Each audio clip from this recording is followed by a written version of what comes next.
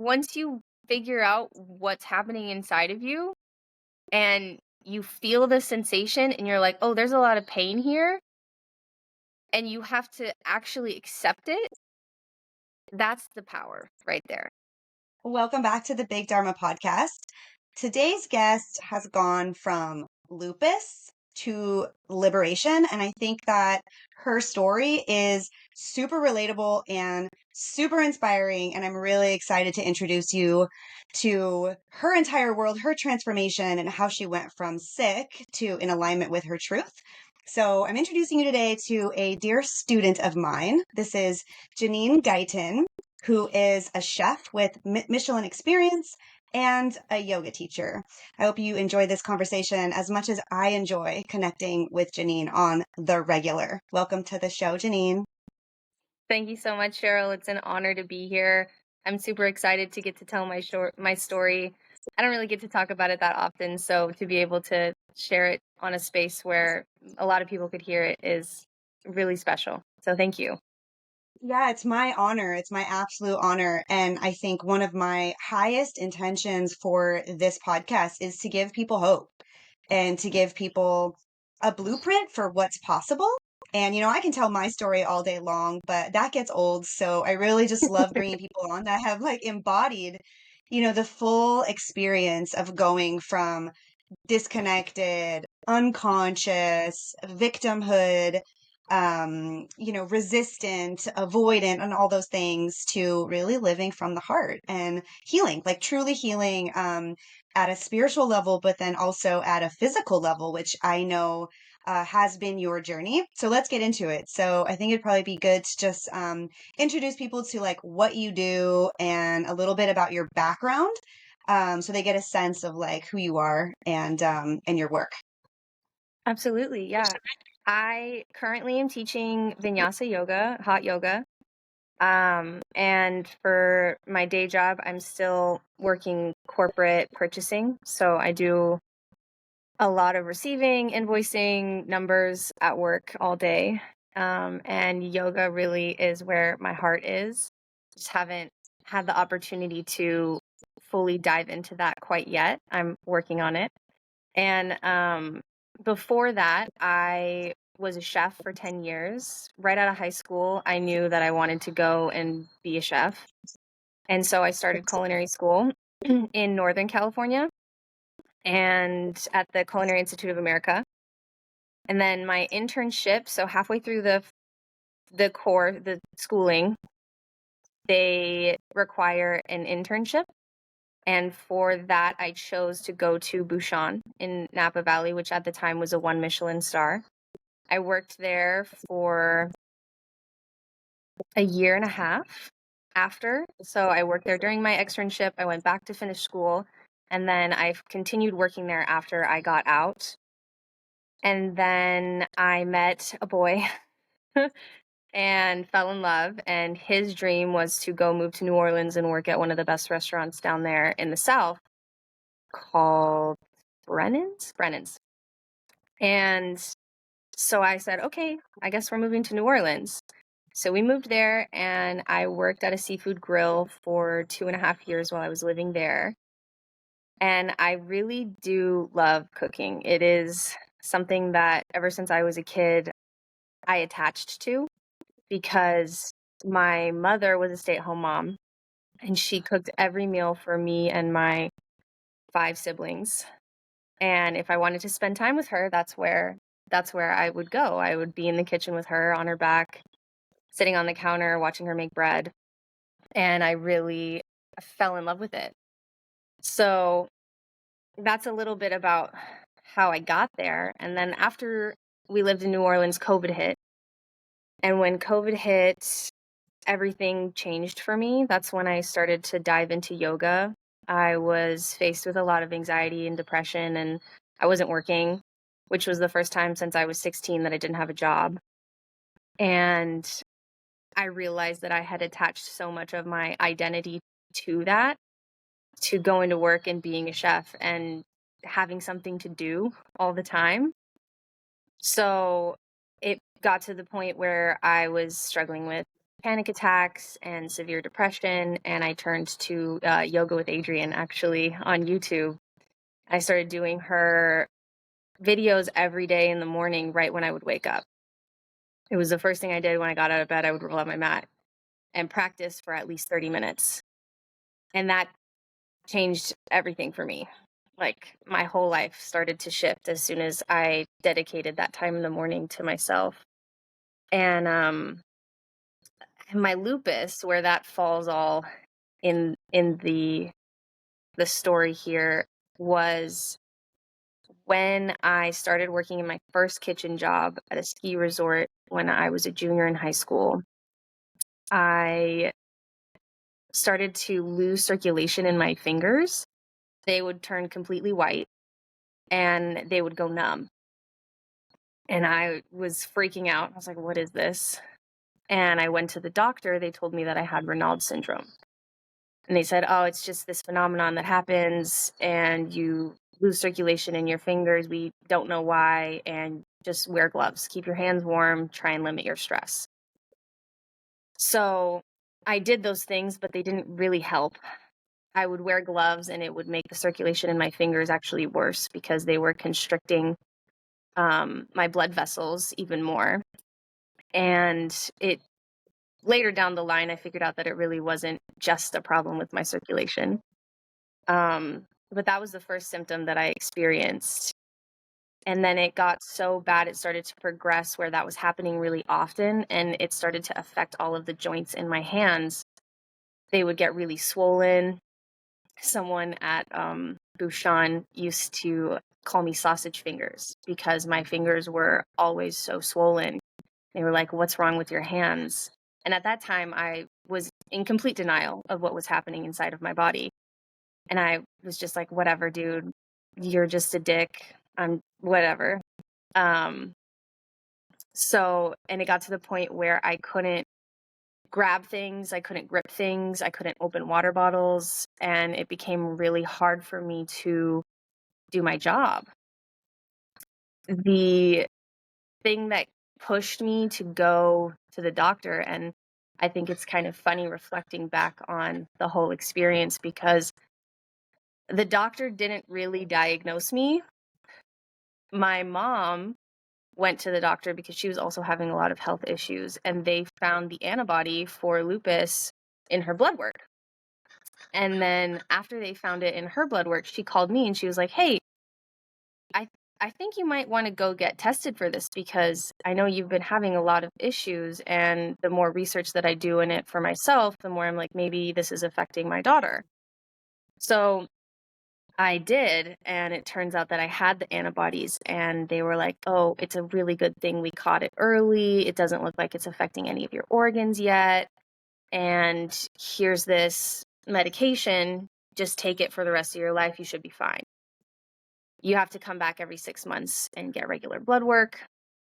And you have to always have a rheumatologist on call, all of these things that now I had to integrate into my life as a 19-year-old in college. And so that was really challenging for me because I had this big dream of being a chef. And it felt like it was going to hold me back. It was like, oh, now I have this health condition that could possibly shut my kidneys down. And I just have to trust these doctors are going to do enough so that I can keep living my dream at the time, which was to be in the kitchen. So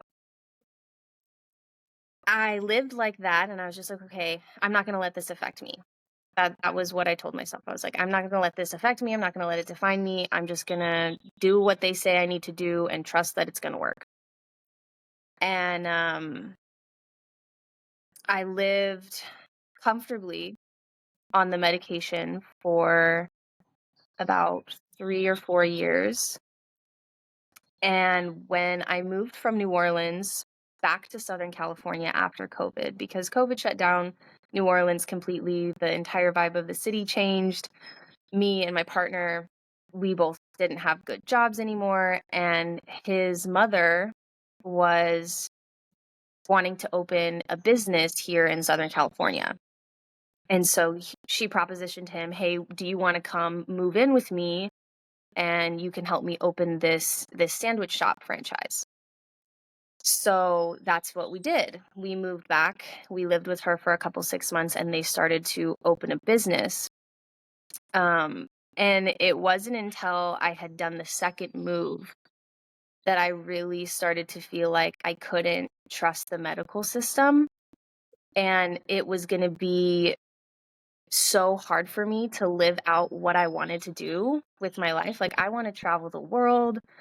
I want to experience different cultures, and having that limit of like, you have to go to the doctor every 6 months. You have to get all your blood work done, this, and this. And you need this medication and you need it to be refilled. And in order for it to be refilled, you have to go back and, talk to your doctor and all of these things.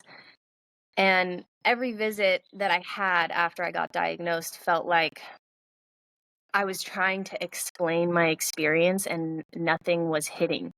They were just like, so what are you talking about? Is it like this or is it like this? And I'm like, no, it's sometimes I have really bad diarrhea and sometimes I literally can't get out of bed. And sometimes I can't think at all. Like, and being a chef, it's really important to have that cognitive function because you're constantly working on 3 projects at a time and you're planning your next prep project before you're even done with your first prep project so that you can always be doing something and you're not wasting any time, which is, that's how it is in the culture of the kitchen. But I was having all of these horrible symptoms. And so they're like, it didn't feel like they were really listening to me. And having to move and then find a new rheumatologist and then get a new prescription and try and do all of the things to make sure that I wasn't going to hurt my body more started to become very overwhelming. And then I was still doing yoga every day, but I was just going to ask you that. Yeah.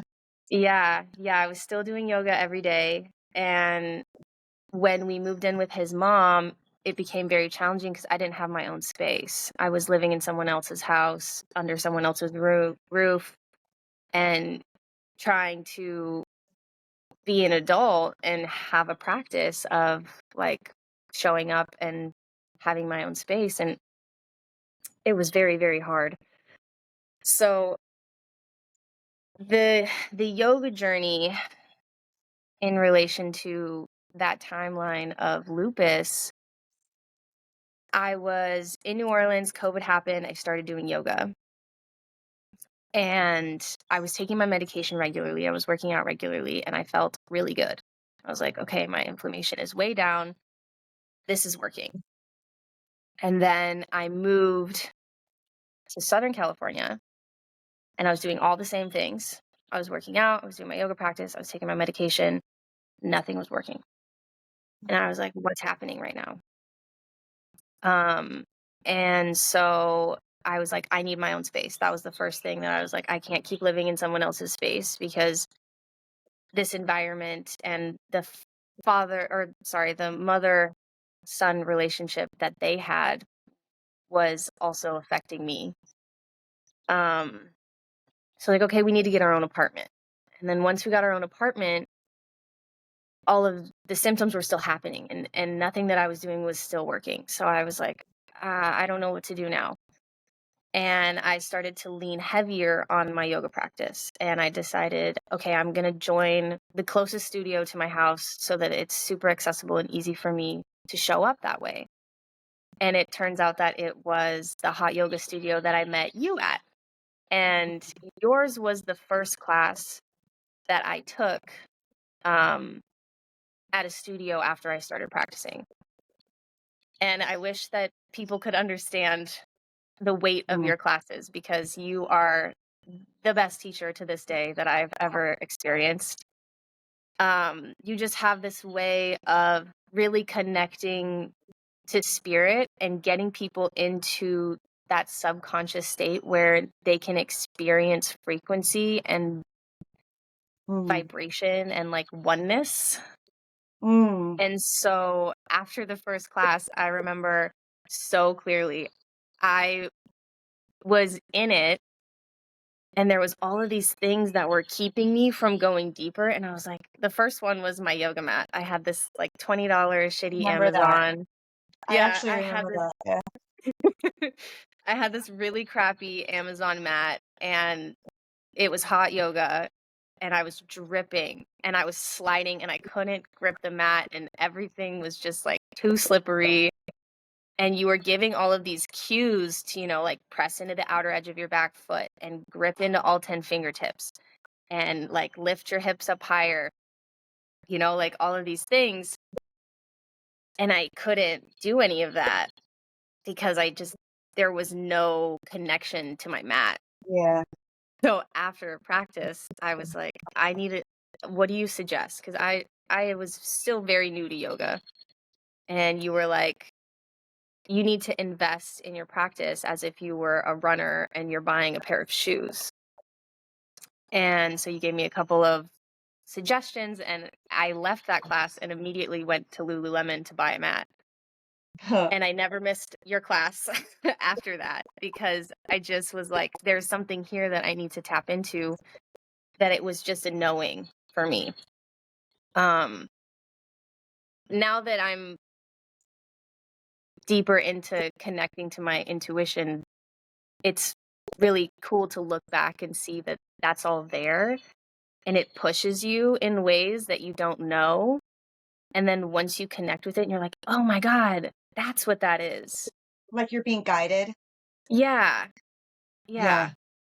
It's just like a feeling. It's like when I was looking up yoga studios, I looked at a couple of them and I was like, what's the first class that I can go to? Like, I need this now. And what's going to work with my work schedule? And then I found your class and I was like, it's this one. It's this one. And so I went to this one, and it changed my world. And then I think I had been a student of yours for a few months before I figured out that you had healed from an autoimmune disease. Mm. And I think you like casually mentioned it at the end of a class or something, or you slipped it in there somewhere. And I was like, holy shit, she really did that? That's Yeah. possible? And so I got really curious about it, and I started asking more questions, and I started like following your story and learning from you. Really, you've been a huge mentor in my life along this whole like healing journey. So thank you for that. But that's a little bit about my story, trying to sum it all up. Yeah. I mean, I think it's so relatable because I went basically through the same pattern, right? It was, okay, I was sick for a really long time, but didn't realize how sick I was because I'd been sick for so long that I didn't really know anything else.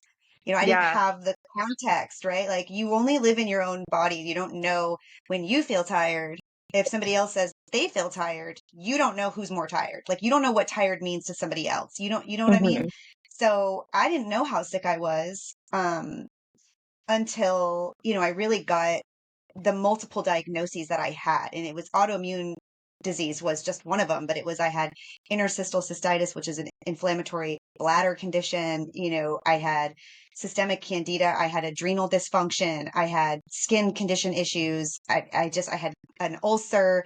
I had lost my period. I mean, it was just, my sleep was a mess. I had mouth sores. I had eye floaters. Like the brain fog was overwhelming. Like I was basically like non-functional in so many ways, really like full system shutdown. Not to mention the fact that I was in a very bad relationship with myself. Like I just didn't have love and honor and confidence in myself. Even though that if you would have known me on the outside, you wouldn't have known that that was going on inside. Like I definitely put on a Yeah. good front at that time, right? I showed up and I played the part really well, but I didn't even know the disconnect that was happening. I didn't have a grid for that. I was unconscious to it. And we can go Yeah. into all the reasons why, because I think your experience is really similar to mine and really super relatable as to how we end up like that. So many of us end up like that. And it's not our fault that we do.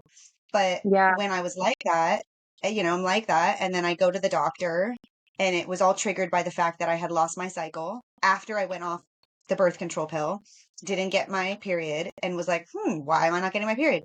And so that's when they had discovered that after a ridiculous process, that I had these incredibly high levels of autoantibodies for my thyroid, like ridiculously high, like over 13,000. I don't remember what my TSH was at the time, but my thyroid stimulating hormone was just like, I don't know, it was so freaking high. It's supposed to be under 1, Mhm. Um, thyroid wasn't working, adrenals weren't working. I mean, it was just really bad, right? And I heard the same story that you heard, that so many people hear, that this is a lifelong condition. We don't know why this happens. You're going to need medication forever and it's incurable. And Yeah. here, take this pill. Yeah, take this pill and then come Hmm. back and we'll keep checking your blood work until we get you on the appropriate dose. And Yeah. so And my hopefully we don't have experience, to add anything else. They yeah. said that to Oh, me. and yeah, that's Hopefully we right. don't have to add anything else. Yeah, you're probably going to get another autoimmune disease because once you have one, you're more likely to get more, right? So there's all these Yes. things that I think this is the part of the story that like is so relatable to so many, especially women. Women experience autoimmune disease like 80% of the time, it's 20% men. So men obviously do experience it, but it's so much more common with women, and there's reasons for that obviously, but I mean, we've heard this, we've felt gaslit, we've been told these things over and over again. But I think so many of us take that to heart and we're like, okay, let's just take the pills because that's what the doctor says. Let's just do the thing Hmm. the doctor says. And we do that for a certain amount of time until there's some trigger in our environment that this isn't working anymore. And whether Yeah. it's just our internal compass or there's some inspiration from outside of us that's like, a hope that like, hey, this person did it, like, or a combination Hmm. of those things. There's an old expression that when the student is ready, the teacher appears, Yeah. because this is all out there, right? This is all out there. Yeah. But you don't see it until you see it. And so for me, my experience was identical to yours, is that I hit a wall. I reached a point where it was no longer working for me. And Yeah. I stumbled upon yoga. I was like, okay, something, I don't know, I need something. I don't know what it is. I just need something, right? And I thought, well, maybe that will be interesting, and I went to a Hmm. local yoga studio and they had this special deal. It was 10 days for $10. And I was like, $10, okay, whatever. I went and tried it and I thought, holy shit, how come nobody ever told me about this? Because Yeah. it was the first time ever that I felt like and I didn't have the language for it at the time, that I was in my body. Hmm. The first time It that I really was in hits my you body. there. Yeah. Yeah.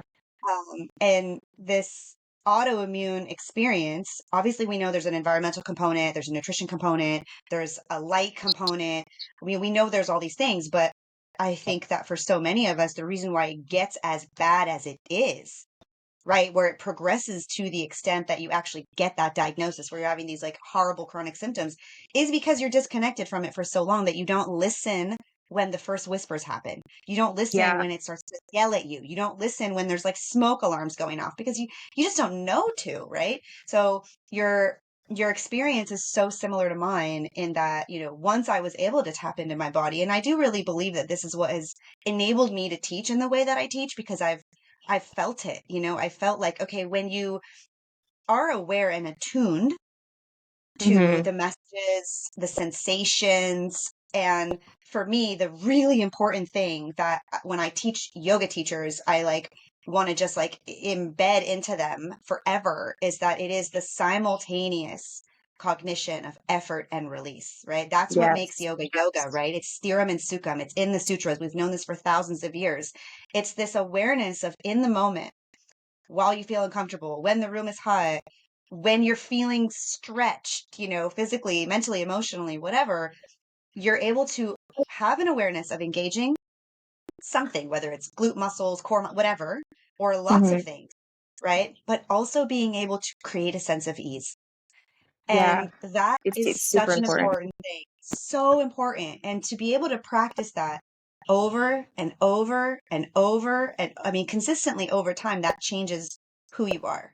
That changes the Yeah. way you live, the way that you feel in your body, because you can go about that becomes your new baseline. That becomes your new default mode, is to know that no matter what is going on, No matter the pressure, no matter the external circumstances, there's a place within you that you can access ease. There's a place Mhm. within you that you can, I mean, and you think about that word ease, right?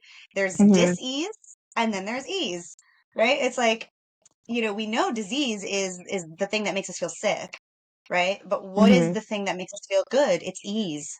And so when we're able Mhm. to practice that with repetition over and over again and come back to that consciously, intentionally, Yeah. consciously, over and over, then we have a pathway to get back to what is the opposite of disease, which is ease. And being able to do that for me was, I think, the same as it was for you, a huge catalyst in the healing journey. But, it wasn't just that for me. And I know it wasn't just that for you. And No. I mean, people will always go to the food nutrition piece of things, and you got to eat the Mhm. right food, and you got to heal your gut. And I think, I obviously did that, but for you and your journey, I think it's really unique and interesting because you work with food, like you are Yeah. literally a chef. So, Yeah. how did this lupus journey change your relationship to food and to your work? Oh man, it shifted everything. I When I started cooking, like it was more about me, about my ego, about, you know, proving myself and being the best and running circles around everybody else and having everyone look at me and be like, "Wow, she's the best." Like in I the got kitchen. that. Yeah, in the kitchen.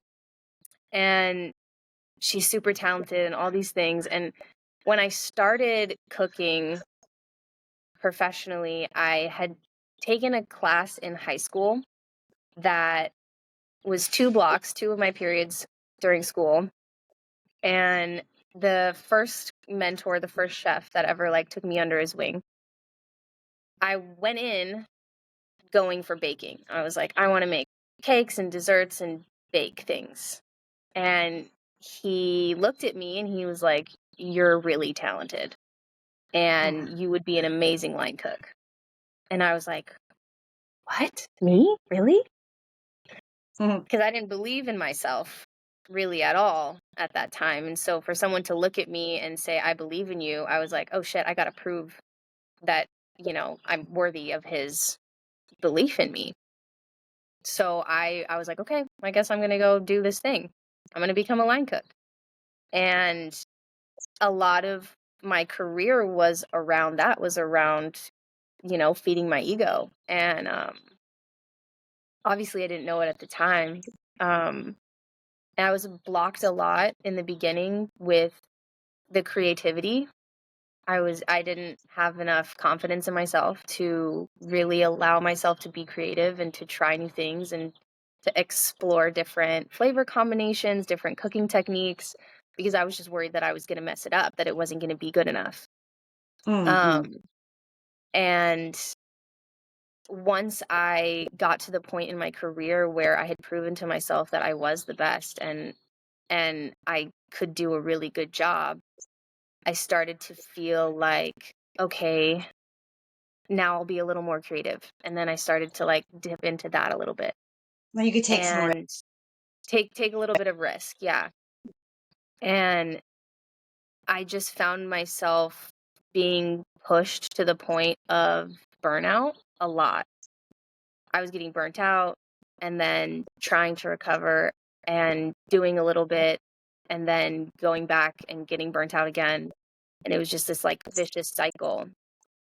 And my personal relationship to eating was it was not it was not great.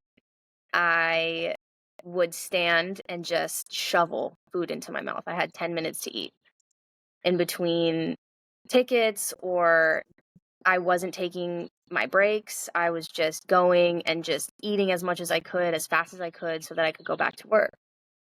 I was snacking all the time, all the time. I mean, you're in a kitchen. Yeah, there's food Yeah. always around me. And I love food. To this day, it's like one of the most pleasurable things in my life is food. Um And so I was just always eating. I would sit and I would eat an entire order of fries with gochujang aioli, just like on the line in 5 minutes. So my personal relationship to eating was, it wasn't for nourishment. It wasn't, it wasn't a practice of gratitude the way that it is now. I didn't really care that much about where it was coming from or how it was grown or the kind of energy that was put into the food before it even got to me. I do believe that one of the things that made me so successful in cooking food that people enjoyed, that were full of flavor, was the love that I put into it. Because I poured every ounce of myself into my Well, job. you still do, by the way. And I Because still do. I've eaten your food. You still do. Yeah, yeah. Thank But that you. is a real thing. That is a very real thing. Is that Yeah, love is an ingredient. I said, it if you ask is. me, it's an essential ingredient. The intention of it, like the energy of it that goes into it, there's an alchemy that changes it for sure. Absolutely. Absolutely. So it was like I could do one thing and then the line cook that I was training could do the same thing and it would taste totally different. Um, But you weren't doing but that for yourself. I was not, no, I was not doing that for myself. I was pouring it all into my job. And I would go home and I would order food out or I would microwave some frozen food because I didn't have any more energy for me. I was just giving it all away all the time. And then I would get home and I would be totally empty and I didn't have anything else to give to myself. You're also So working like shift work hours. I was, it was actually, it, when I started, I was working in the mornings. And then when I moved to New Orleans, I was working at night. And then COVID happened and I started working in the mornings. And then I moved here and I was working at night. And a night shift is 2 p.m. to 11 p.m. So I would get home at 11 p.m. and I would be starving because I haven't eaten in like 6 hours since my break. Because you get there at 2, you prep for 2 hours, you take your break before you have to set up the line for service.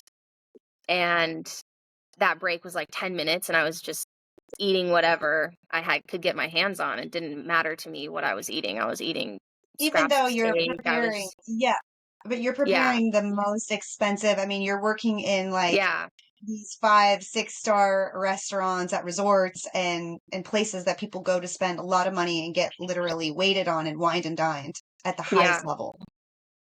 Yeah, there was definitely more opportunity in that Michelin restaurant for eating quality food and whole food because we had family meal and each person on their station was in charge of like, okay, you're making the veg, you're making the protein, you're making the starch, you're making the family drink, and we would sit down and we would have a meal. But the thing that made the most difference for me in like healing my gut and reconnecting to food after I left the kitchen was slowing down and actually chewing my food. And still to this day, I have to consciously think about it because when I sit down to eat a meal, my brain is just thinking about a million different things. And I get distracted and I'm not really chewing and I just am putting as much food into my mouth as I can and I have to like stop. Like sometimes I catch myself doing that if I'm having a busy day and I'm just going. I have to like, okay, Janene, stop. Like this is important right now that you take a minute, actually chew your food like fully Mhm. Taste and it. taste it and enjoy the meal that you're eating. So the relationship with food has completely shifted and realizing the difference that it makes in how I feel of what I eat and what I eat eats. I say that to people all the time. It's like it's not just you are what you eat, it's are what you eat eats. Like if you're eating steak or chicken or eggs or plants, if your plants are eating chemical fertilizers and pesticides and hard water, that's what you're eating. Yep. So my relationship to food has shifted completely. Yeah. It's been quite the journey from just like not really caring, not really thinking about it, and worrying more about how somebody else was gonna enjoy their meal and not considering how I'm enjoying my meals, you know?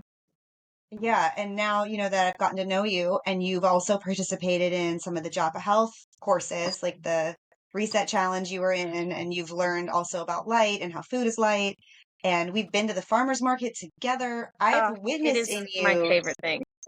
the level of awe and worship that you have for source energy now it makes my heart just burst open. And like there's times where you've told me, and this is a testament to how far you've come, that like, you've seen God in a tomato, basically, Oh my God. you know? Seriously, when you cut like an heirloom tomato in the middle of summer and it's so juicy and it looks like there's streaks of yellow and red. I remember I've sent you so many things. Yeah, Fennel that's just like the size of your head. right. And yeah, I'm always in awe of food. Every time I cut open a piece of fruit or a vegetable that's just perfect, that was grown with love from the farmer's market, I'm just like, I just get excited. I'm like, look I at know, I this. love They're like, that. I love that. this Well, food. And they're like, it wow. just shows Okay. the evolution of consciousness, right? And like that evolution of consciousness, because you're not on medication anymore, right? No, I'm not. Yeah. So you're not on medication Yeah. anymore. And would you say that you're in a good place and in a good relationship with yourself now? Yes, absolutely. And I think I really am glad you brought this up because I want to touch on the whole medication journey and how I got off of it and reconnecting to myself because, like you said, I was very disassociated from what I was feeling. And I decided, okay, this isn't going to define me. But instead of really looking at it and being like, this is a part of my experience right now, and I'm having intense inflammation throughout my entire body, I'm just going to pretend that it's not there. Right. And so reconnecting through the yoga practice to sensation and what's happening inside of my body. Because once you hit that certain point in your practice where you're like, whoa, I'm here. I am right here in this moment. There's nothing else.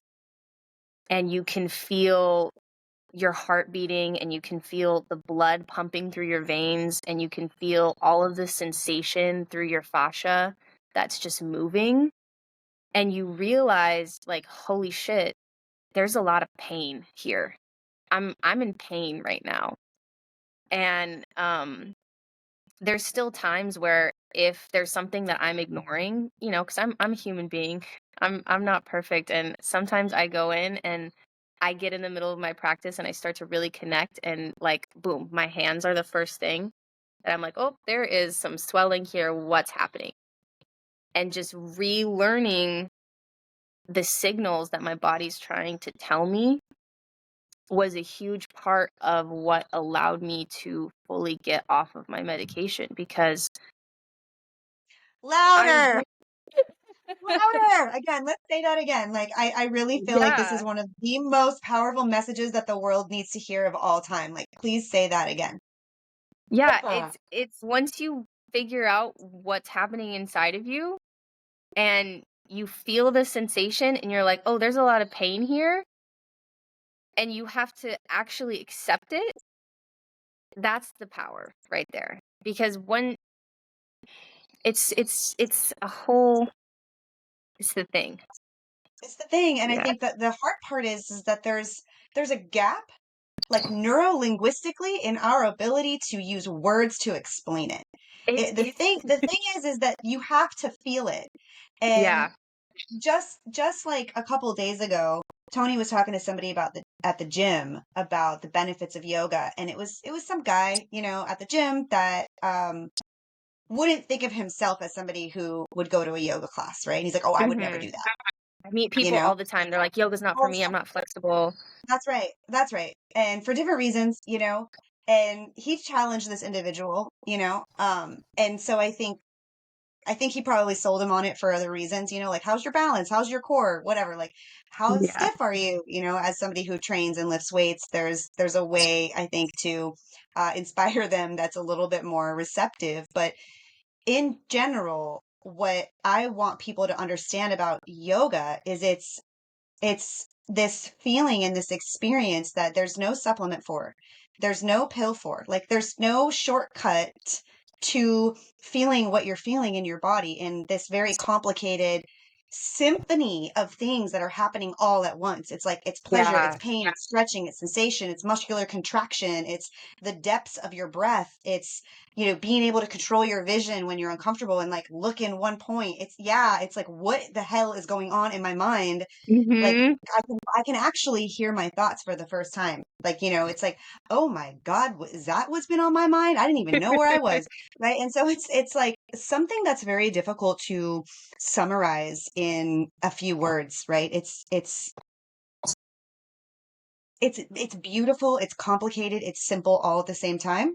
Mm-hmm. But the only way to understand it is to know it. Jack Yeah. Cruz says, I can teach it to you, but I can't understand it for you. Yeah. And I think that that's for me something that really resonates as a teacher because I want people to, I mean, my objective as a teacher is to be able to facilitate the kind of experience that you had. It like moves me to tears when I hear you say those things about my classes and about learning from me and practicing with me because that's my goal. My goal is to create the condition. You do the work. Mm-hmm.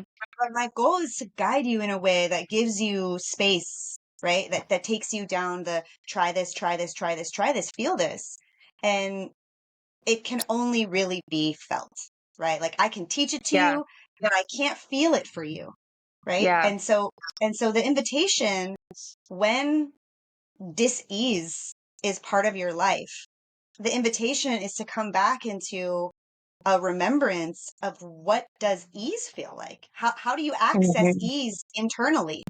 How do you do that? And this ancient methodology, which yes, we have modified in the West, asana was not practiced the same way then, but they also didn't have Wi-Fi and blue light and Bluetooth and email and right. Yeah. They didn't have, cars, right? They didn't have all the things that we Yeah. have now. So we are required now to, modify the practice to meet the challenges in a different way. But the blueprint for the path to rediscover ease has been around for thousands of years.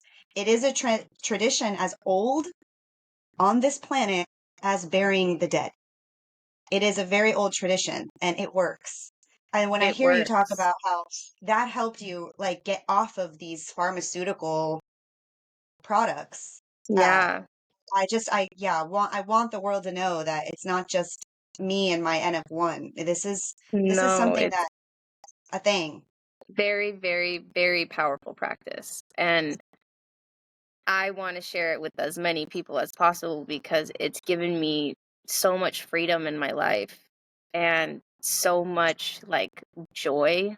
And the Mm, way that I feel now and the energy that I'm able to show up with in my job, like my job is still really hard. I move boxes all the time. And like it requires a lot of thinking, a lot of memory, and I'm working with numbers all day. So, You're still but in the restaurant environment, just to be I clear, am right?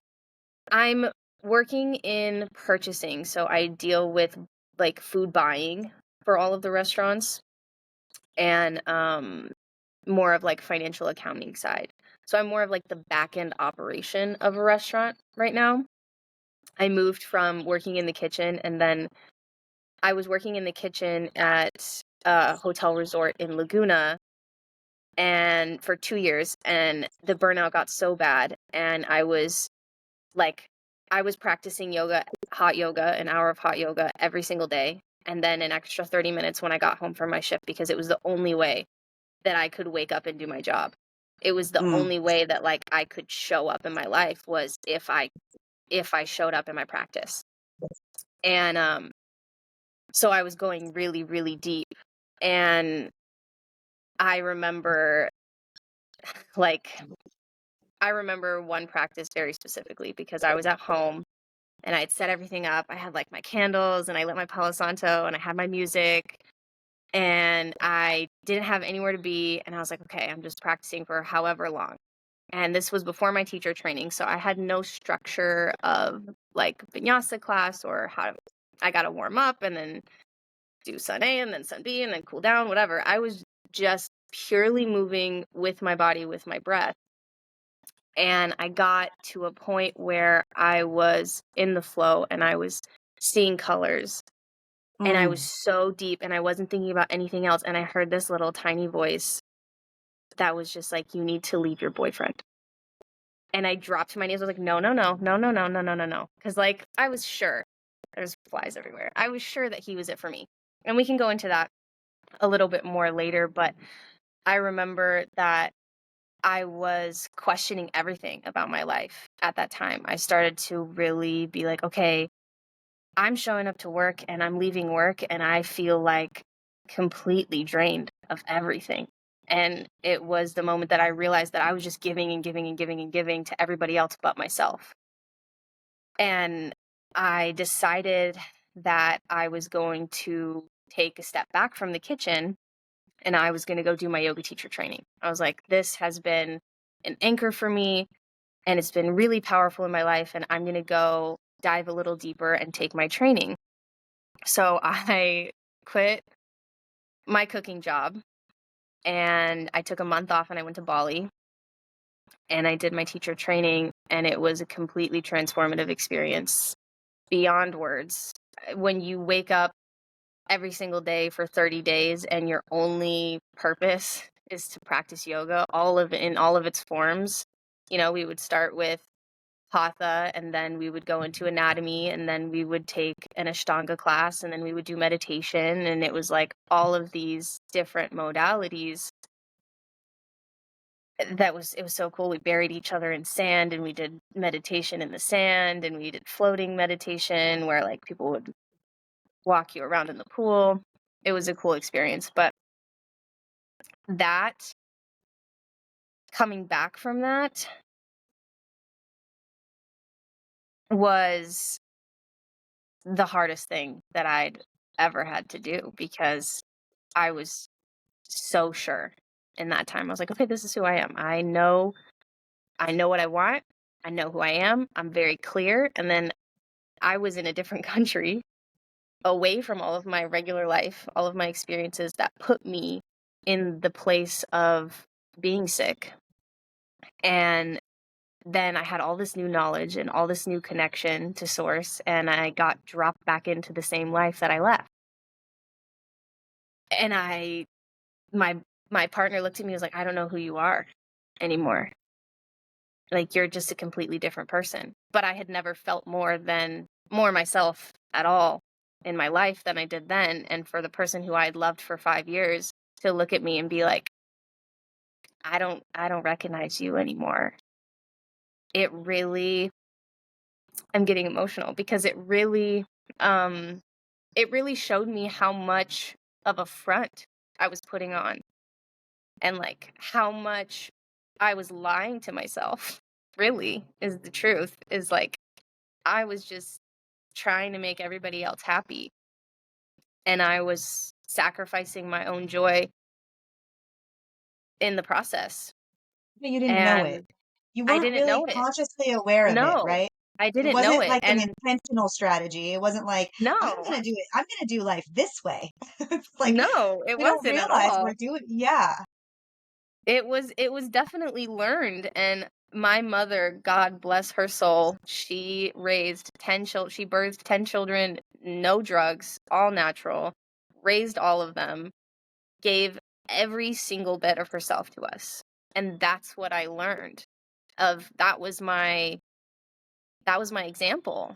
You know, her whole life was her kids, Yeah. and she just gave everything. And her love is beyond, like she loves us a lot. A lot, a lot.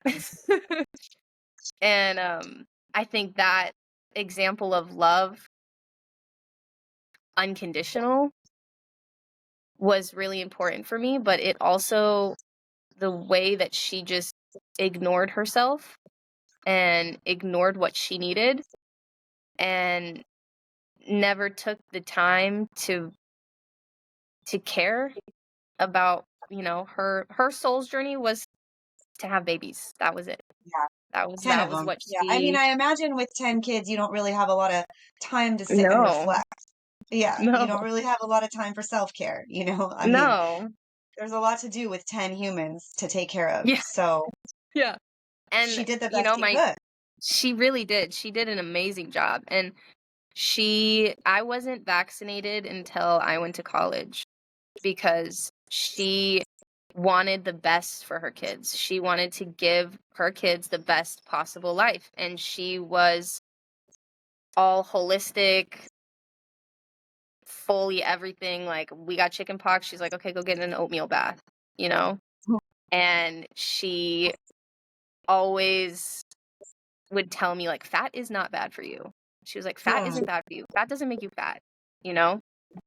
Um, and there's a So whole she other had a side lot of of wisdom. She had a she lot of had wisdom. so much wisdom. And she would always sign the paper. She's like, I'm not getting you vaccinated. You know, like, we're not doing that. Your body can heal itself. And I think when I started working and I started trying to integrate into a society that thought differently, it was like all of these things that my mother had taught me, I was questioning. And then I was also not really listening to myself, to my needs, or I want to say my purpose, because I feel like it's so much deeper than your job. People are like, a lot of people are like, what's your purpose? Or, you know, and they link it to their career. And Yeah. I had a very strong example of a hardworking man as a father. He supported 10 children on his own. Like, he was an entrepreneur. He owned 3 businesses. And that was his purpose, you know, was to work. Um, so everything from my childhood that compiled into my journey of, like, getting sick and being lucky enough to have a really good basis of wisdom of things, to catch it early, to not get to the point where I'm 26 and my kidneys are going down and my liver can't function anymore and my adrenals are shot and I can't even think properly. I feel so blessed that I didn't get to that point, because it would have easily gotten there Yeah. with the Yeah. path that I was on. Like, Well, the complete, it's self-abandonment, right? Like yeah. when you abandon yourself, that when you live life according to somebody else's rules, that is what happens. And that's what happened to me too. You know, I didn't have a blueprint for um life other than what society told me, which was, you know, Mhm. go to school, study business, be Mhm. smart, do well in school, go get a Yeah. job, you know, be successful, marry somebody successful, buy a house, move to the suburbs, and have a family. And that is the blueprint for a virtuous life, a financially stable life, happy life. And for me, it was none of those things. It was actually completely destroying me. Like literally, I was dying as a result of following the blueprint of the type of person that I was in partnership with, the way the partnership was, like the dynamics were very much like Mhm. the dynamics of my parents, you know, Mhm. which this is why I wanted to have this conversation with you, because, you know, we can bring on, you know, Dr. Alexis, and we can bring on all these people that are scientists that can tell us how things work, you know, at the molecular level, which is cool and all. And I love that. And I know, you know, I love that. And I think there's a lot of value in that. And it's important that we talk about how things work. But when we get down to like the practical, everyday things, the life, like real life, real talk, real shit, like this is what everybody goes through. This is what Yeah. everybody goes through, is how do we break those patterns? How do we find our truth? How do we Mhm. go from being disconnected to being in alignment with our own truth, right? Like not people pleasing, not doing what society says to do, like being the weird, crazy one that, you know, goes barefoot and sun gazes and doesn't wear clothes and whatever, right? Like being that person that you're okay with being because you don't need the validation from anybody else because you own your breath, Yeah, right? Because you own your peace and you know what that is. And I mean, the science is cool. I love the science, but I me think that too. the really relatable truth is that we all, to some degree or another, have childhood trauma. Every single one Hmm. of us. I've never met a single person, and you can't compare trauma. It's like, okay, well, hers was worse than mine and his was really bad, or what. It doesn't work like that, you know? And it's like the way that these imprints affect us is our responsibility to navigate and Hmm. not let destroy us Yeah, and not let destroy us. But the good news is that we actually have complete choice in every moment. Is how are we going to move forward, and who do we choose to become? Who do we choose to be in relationship to others, in relationship to ourselves, in relationship to the earth, the sun, and food, yeah. everything? And we can completely transform that. I think that the biggest trap of all is that there's a quick and fast and easy way out Oh of it. yeah, that's And a it's damn lie. it's a lie, and it will make you worse, and it will just perpetuate the problem longer. It actually isn't Mm-hmm. a shortcut. It's an illusion that it's a shortcut, but it's not a shortcut. And the only way is these small changes, these small shifts every day, consistently over time. And I Mm-hmm. know from the story that you just told, and also from having the pleasure to get to know you over the last few years, that you're a completely different person. Just like your ex had told you, right? Like, I don't recognize you anymore. And when you look back, how do you feel now knowing that there's been like a death and a rebirth in your life?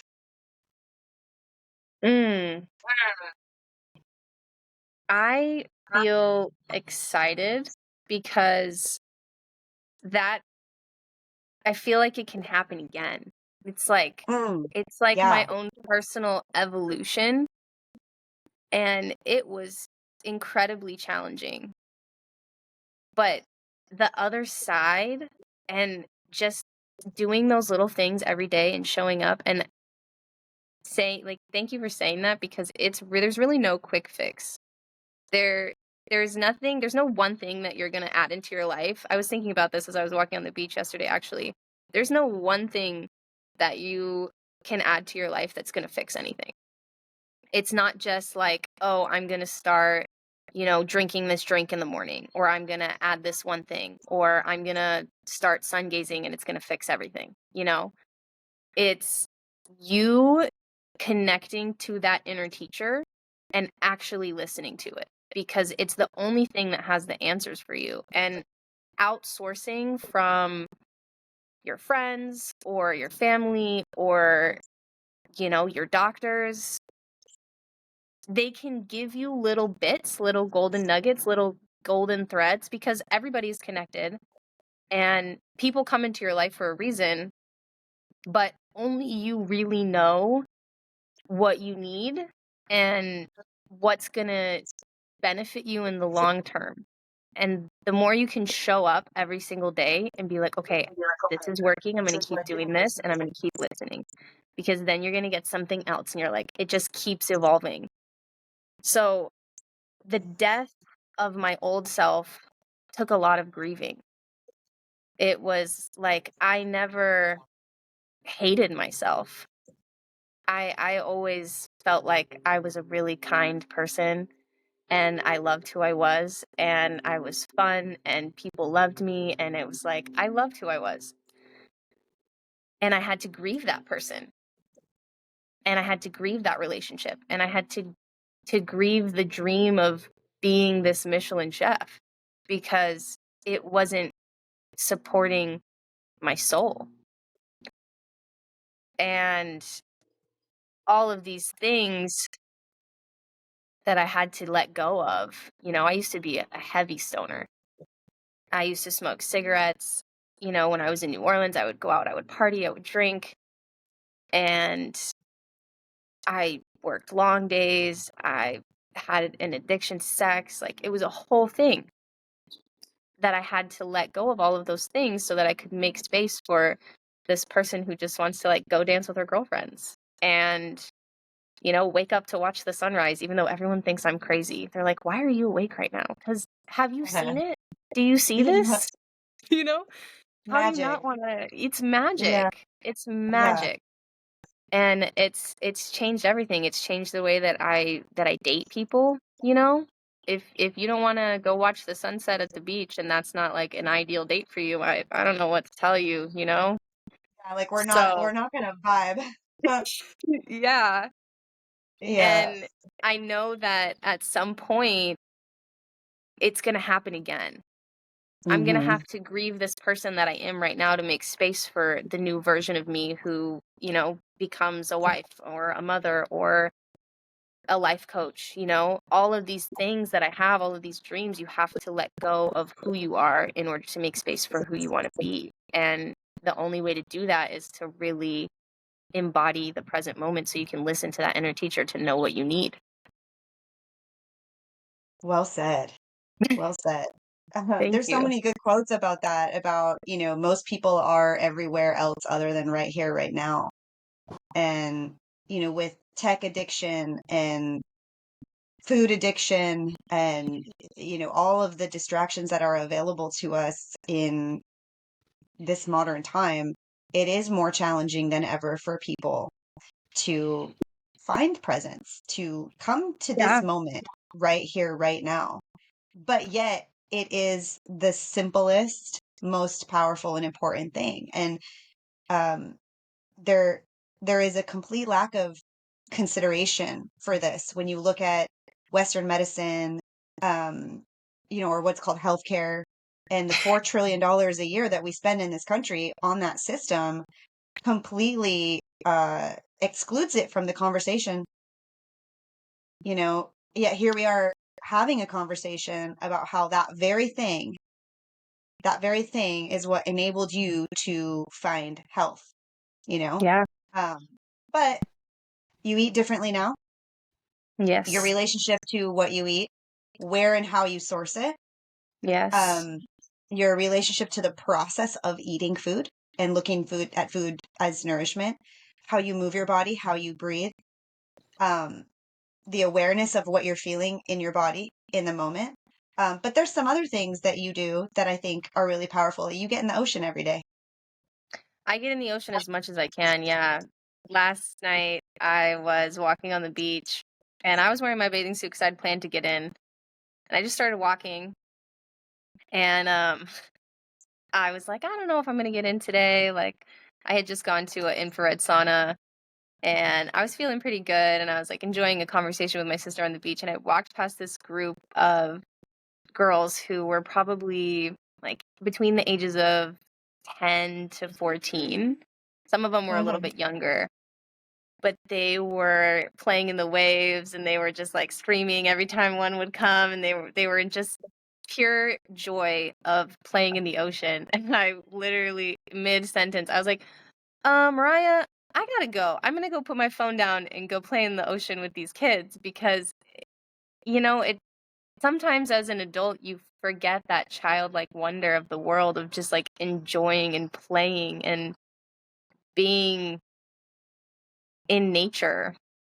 Yeah, I love the ocean. I would live in the ocean if I could. I you think kind of next do. life. And I think it's important to note that like where you live, the water is cold most of the time, and you're just a Yeah, straight savage. You're savage about it. You just charge right into the water, no I wetsuit, do. nothing, and you just go swimming. Yeah. Yeah. Talk to us about that. So like, is that something that you always did, or did you just build up the tolerance to it? How did you To the start doing cold. that? Yeah. Um, yeah, I when I grew up, when I was growing up, I was in Washington. So there was always rain and it was cold. It was 40 degrees. I hated it so much. And the Raynaud's in my hands got worse every time I would get cold because, my blood vessels would constrict and I would lose circulation in my hands. I always thought I had to be warm. I had to be warm. Um, and charging into the ocean when it's so cold, something about being in the ocean with the power of the waves, you remember just how small you are, and just how much power there is in nature. And the sensation that happens in my body when I get in the water, it's just like this. It's so hard to put into words, Cheryl. It's It's like, invigorating for sure. it's invigorating. It's like liberating. And I've always loved being in the water. I was actually born in a bathtub. Oh, nice. So Go, mama. I entered this world in water, and being in the ocean just feels like home a little bit. Mm, So even though it's cold, and sometimes it's really cold, I just breathe mm. and remember that, like, I'm okay, and just Yeah. embrace the suck. I really just, to quote Dr. Jack, I just embrace the suck. Yeah, yeah. I Yeah, just dive but in. that is power though, right? It's like Yeah, otherwise we're just fucking fragile, you know? And yeah, if you can't embrace the suck, if you can't go to a yoga class and tolerate the heat, if you whine and complain about every little thing, then you're fragile, And I think so much of being able to heal and like having the capacity for healing is about cultivating the capacity for discomfort and being able to sit with that. Like you said, when we first started this conversation, it's like I had to feel that I was in pain. Like I at first had to face that. yeah. You have to Yeah. face that, especially if you're living and you're sick and you have low-grade chronic inflammation. There is pain there all the time, and you're just Yeah. not feeling it. And it really sucks to have to live life and feel all of that. Hmm. Um, It does. it really does. And some days it's not easy. Some days it really starts to wear down on your mental. You're like, wow, I am in pain and Yep. this sucks. But I think it's that feeling that it's forever, that is the story Mm, that you tell yourself that like is the difference between whether or not you can use it as a catalyst or whether or not it crushes you, right? And yeah. it's can you ride the wave or do you get swallowed by the wave, right? And so if Yeah. for me, if I start to feel like something that I'm going through is permanent, like okay, there's no way out of this, then that's when my vibration drops. That's when like inflammation comes back. That's when Hmm. I lose the regulation of my heart, right? Like that's when I start to give up my power is when I feel like I'm being swallowed up. But for me Yeah. to always remember, and again, I'll come back to yoga over and over again, is that the part of the practice that relates to this is that the sensation that you experience in the posture is temporary, right? It's temporary, so you might be in my class and I'm like putting you in warrior two, and then I'm just quiet. And you're like, how the fuck long is she going to keep me here? Like, I hate her right now. Like, I hate her right People now. say that. People But are like, it's so hard. Sometimes I'm just there and you're just not saying anything. yeah, but like there's a certain point where you surrender to it. You Hmm. surrender to it. And if you're able to stay present, keep your eyes on one point, regulate your breath and come into your heart in that moment, this is my experience and I don't know what your perspective is on this, but you're in that moment, your relationship to discomfort changes. Your relationship to discomfort goes from being this is hard and it hurts to this is making me stronger. Yeah. It's This is hard and it hurts. How is my breath? That's really, like, that's how it started, because the belief that I was strong enough had to be cultivated over time. Hmm. And when I started to feel that pain and that discomfort and like, this really sucks. I can't do this. That was the Yeah. story that I found when I got faced with those postures, with that moment, those sensations in the practice was, I can't do this. Like and that's what you're telling I'm not yourself. strong enough. Yeah, that's what I was telling myself. And I had to make a conscious effort, a conscious shift when I heard those thoughts, when I was in that discomfort, to say, no, Janene, you are strong enough. I am strong enough. I can do this. I believe in myself. So then And when you had those moments of doubt off the mat, how did you navigate that? Because I'm sure it came up, right? It's not like oh, yeah. you just decided you were going to be strong and then for the rest of your life you were strong, right? Like how did the doubt and you know the story come up for you and what did you do about it? The story came up for me a lot in my life about when I was leaving my relationship. And I was going to be alone. Mm. Um, and I didn't have that person to like lean on when I wasn't feeling strong. Um, and when I noticed that come up for me in my daily life, I had to actually just pause whatever I was doing and take a deep breath into it and change the story in my head and say, okay, this is what you think about yourself right now. That's okay, but that's a lie. You are not that. You are not your thoughts. You are not your body. You're something much more divine than that. And you have the power over your own experience to either believe that story that you're telling yourself or to make a new one. So the Because story that you're going to be alone was just a lie. It was just a story. yeah, the story that I was going to be alone, the story that I wasn't strong enough to do life by myself, the story of self-doubt, of not trusting my inner teacher, because the root of my immune system fighting itself was like me constantly trying to fight what my soul was telling me. And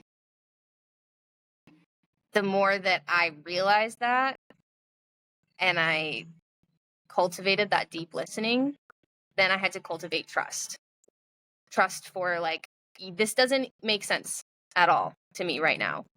And it's scary as shit. And I don't know how I'm going to do it, but I have to do it because that's what it's calling me to do. Where do you think that strength came from to tap into that? Because that takes strength. Yeah. Um, where did that strength come from? So deep inside of me. It was it was deep. I think a lot of it came from the chaos of my childhood and how strong I had to be to not drown in 5 other personalities, you Yeah, know? yeah. I hear that because I'm the firstborn daughter of four, and so Yeah. that's definitely a thing. Yeah, of having to grow up really early and be strong in your childhood to be there for Yeah. others. Like there's definitely something there. For I me, I I'll just share also this insight because I think that I see this a lot. Sorry to cut you off. I see this a lot is that for okay. me, I had just suffered enough. I had just reached a point where I was like, okay, this can't be my life. Yeah. I refuse to let this destroy me. I refuse to stay like this. And Yeah. if I don't change things, I am going to stay like this. Because it was also getting worse. Like my life as a whole, like not just my health, but my life as a whole, everything in it, work, relationships, finances, everything in it was shit. And so I just realized that I needed to figure out what was going to work and I had to accept the truth, which was that what I was doing wasn't working. Yeah. What I And I was was doing willing wasn't to do, working. yeah, and I was willing to do something different. Yeah. I also believe that a lot of like the strength that I feel now came from the physical practice of yoga, the asana practice of yoga, because when I was in school, I didn't do any sports until I was like a sophomore in high school. I signed up for swimming, water, shocker. Um, and I was the slowest, and I couldn't keep up. I was hurting my shoulder, like my body was just like weak. It was weak. And that feeling of being weak, it kind of bled in. It was like always a part of my experience. And when I was working in the kitchen and I couldn't pick up boxes, I couldn't open water bottles, I felt weak. Like my physical body was just weak. And Yeah. the way that the yoga practice allows you to build in such a way that's supportive, it made me feel stronger. And then, like I started caring for my physical body. I think a lot of it came from when I started to feel strong in my body. A lot of mental strength came with it. Yeah. No doubt about it. It's like once you Yeah. have that embodied power of like I feel physically like a warrior, Yeah. then yeah, then like your judgment, how you relate to other people, you're not willing to take shit from people anymore, right? Like all of that is definitely associated with physical strength. For me, that was part of my journey to handstand because I felt like every time I could catch that sensation of upside down hang time, right? I felt like I was getting closer and closer to this badass sort of avatar version of myself that I had visualized was possible to create because I had a teacher that would demo jumping from down dog, floating from down dog in a handstand. And I thought, oh my God, well, if she can do it, I can do it. And she just looked so graceful and strong. And I thought, I'm going to imagine myself doing it. So I did it in my head first, like 1,000 times before it happened in real life, And the ability to actually get up after I fell down over Mm-hmm. and over physically, right? Like, so I would physically fall down and then physically get back up, right? There's that metaphor for the same thing is happening in life, right? So if you're able to pick yourself up, if you're able to move forward, if you're able to try again, if you're able to accept that defeat and know that inside of that defeat is more strength that you're cultivating, right? Like Yeah. Jack will say, your wounds create your wisdom, right? So it's like every time I'd fall down, I'd learn a little something about, okay, now I need to lean a little bit more this way, or I need to put a little bit Mm-hmm. more pressure in the kick or whatever, right? And I feel the same thing happens when we get physically strong is that there's this mirror relationship as above, so below, right? Is that Yeah. then we have that fortitude to know that we are in fact capable. So now you're a teacher Now I'm a and teacher. you have your own students.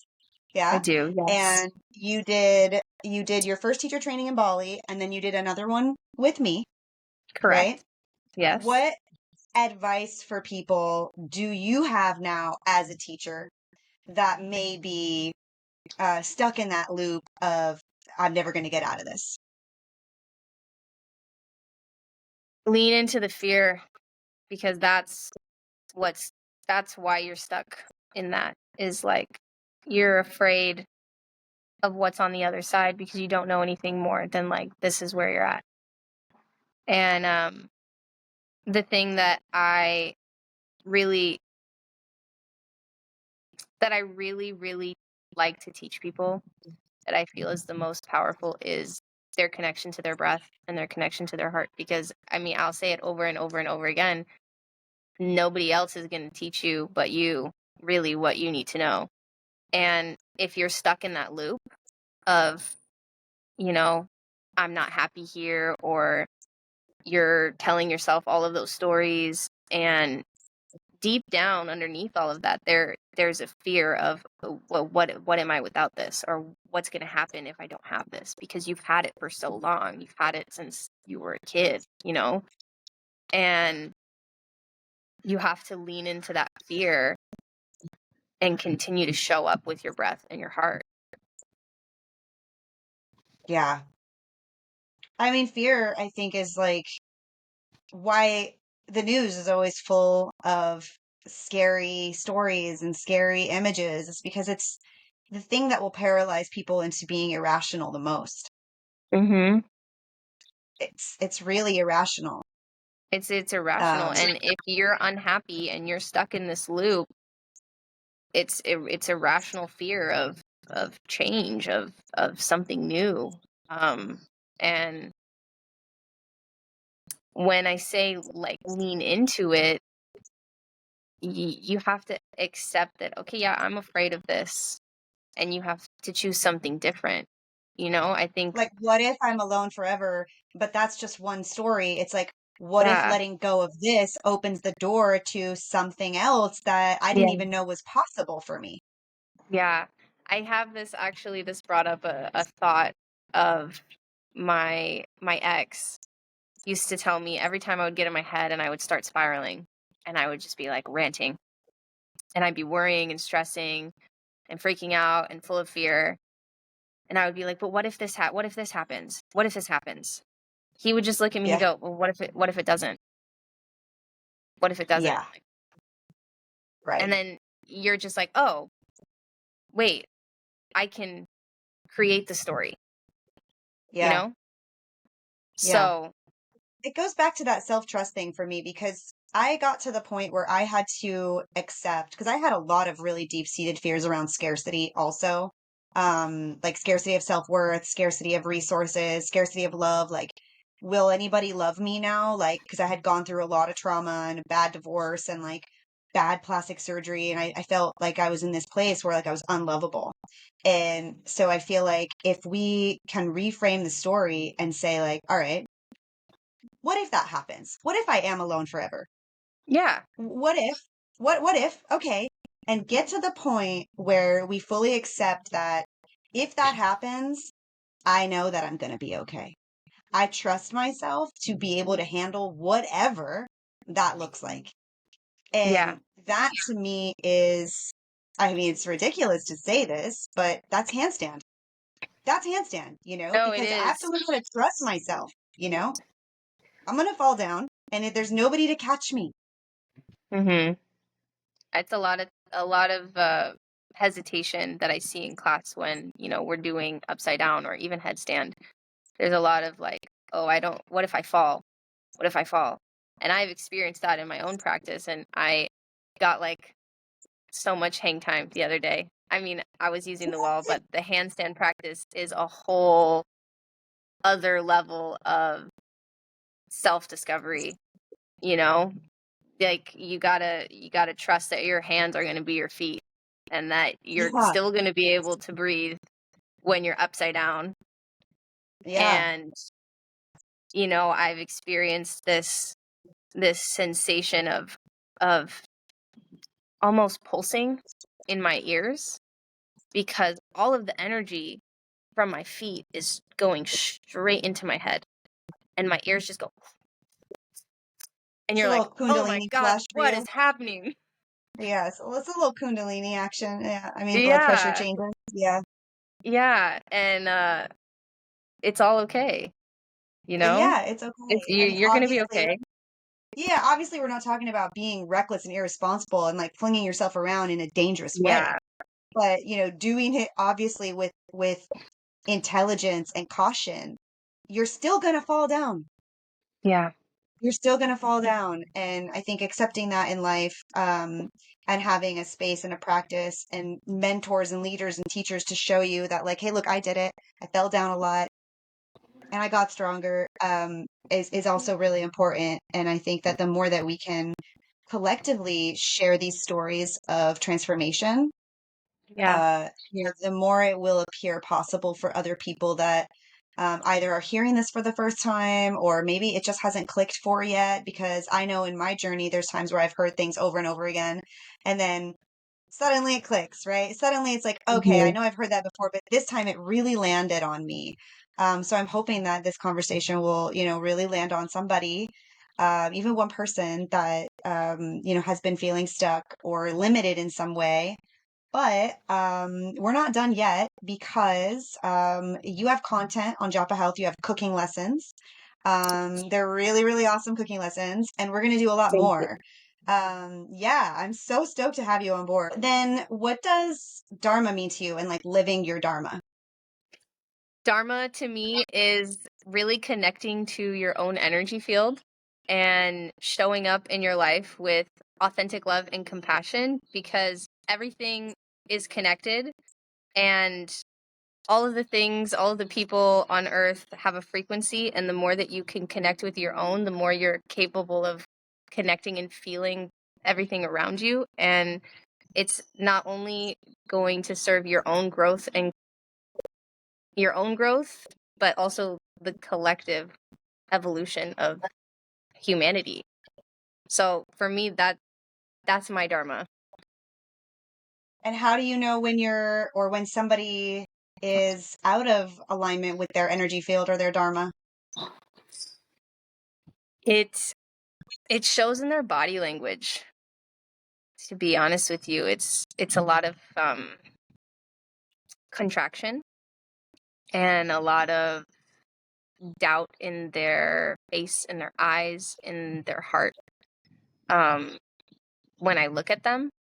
And to have compassion for someone that you see is struggling, either with anxiety or self-doubt. A great example is yesterday when I was at the Perspire, the infrared sauna studio, the front desk guy. He was very anxious and Mm. very overwhelmed. And he kept questioning himself. He kept touching his hair. He kept fidgeting. And when you can show up for those people and just say, "Hey, it's okay. Like, I'm cool here. You don't have to do anything differently," and just let them have their experience. You showing up in that way and having compassion and being your authentic self. And like you said, I'm very bubbly and social, and when I show up that way, it just shows people like, "Oh, it's okay. I can just be, and this person's not going to judge me, and I'm safe here." And it allows them to access maybe something else inside of them other than that initial anxiety, you Well, know? that's true leadership. That is really true leadership because you can show up in coherence yourself, present and in your power, and know that that's triggering somebody else because they're like, oh, wow, this person is in their power and it's overwhelming Yeah. them. But rather than judge them, right, you hold space for them in that moment. Yeah. And you don't change your frequency, right? You don't drop your frequency and be like, oh, well, this person's stupid or this person's whatever, right? Rather than judge them, you're compassionate. That to me is leadership. That's a teacher. Beyond what you do in the yoga room, that's probably the highest teaching that you can do. That's how I strive to show up every day in my life with everybody that I Crushing it. interact with. Thank you. You're crushing it. Yeah, Thank you. you're crushing it. Yeah. So I'm hoping that this conversation will, really land on somebody, even one person that, has been feeling stuck or limited in some way. But we're not done yet because you have content on Japa Health. You have cooking lessons. They're really, really awesome cooking lessons, and we're going to do a lot Thank you. more. Yeah, I'm so stoked to have you on board. I know this was a serious conversation, but like Janene has the most bubbly, fun, enthusiastic personality. So down to earth, so easygoing. And also like so wise and a badass in the kitchen, like a legit badass in the kitchen with all kinds of like cool shortcuts and like ways to make food amazing and nourishing and then change your relationship to it and make cooking fun and easy and like meal prep fun and easy and all that stuff. So we are going to have regular office hours with all the doctors, coaches, scientists, experts. So I'm excited to have you inside of that. So I'm after the so podcast, we'll excited. talk about, because we're going to set it up now, right? So Alexis is coming on first week in June. I'm going to do like a Meet the Founder one where I talk about how transformation is possible and like how I built this and all that good stuff. So we'll definitely get you on the schedule and we'll find a way to get it recurring so that people can hang out with you all the time and like learn about your cooking style and just like be in your world and in your energy. And so for that, I'm really glad that we have this to put out there so people can just like get a sense of who you are and like what you've been through. And like, I think that will translate really well into why your lessons are so powerful. Cause it's more than just here's how you make the bone broth, right? Like it's so Yeah. much more than that. Yeah, it really is. And we touched on it a little earlier. It's the love that you put into it. It's the intention that you have behind the nourishment that you're going to give either just yourself or your family or your friends. And once you have that sense and you're able to share it with the people in your life and watch it transform them without them even knowing is really, really cool. So I'm super excited to be a part of it, and I can't wait to meet all of the people who are just as excited about transformation and health and yoga and cooking and food as I am, because that's as many lives as I can touch is really, Yeah, we really will. I part of mean, my the purpose. the members that are coming in are so rad too, you know. So we've only been enrolling people for a few days and everybody's just so awesome. I'm so stoked on this growing community and to have you a part of it is really special for me because I'm equally as proud of you as I am inspired by you. And I always say like I learn so much from my students and I mean it's a reflection, right? It's like you have reflected things back to me that I've forgotten and things back to me that have shifted inside of you that like burst my heart open in such beautiful ways. So to have you Mhm. involved in this is just really special to me. And I'm grateful. Grateful that I'm you so walked into that grateful for class. you. Me too. Grateful It that changed you my walked into world. that class. Yeah. And mine too, you know. I mean, like having you in my world has been really special. So I'm grateful for you and thank you for sharing your heart here today and like telling your story in a vulnerable way because, you know, that's not an easy thing to do. Thank you. Thank you. Yeah, absolutely my Love you. pleasure. I love you. Bye. Bye.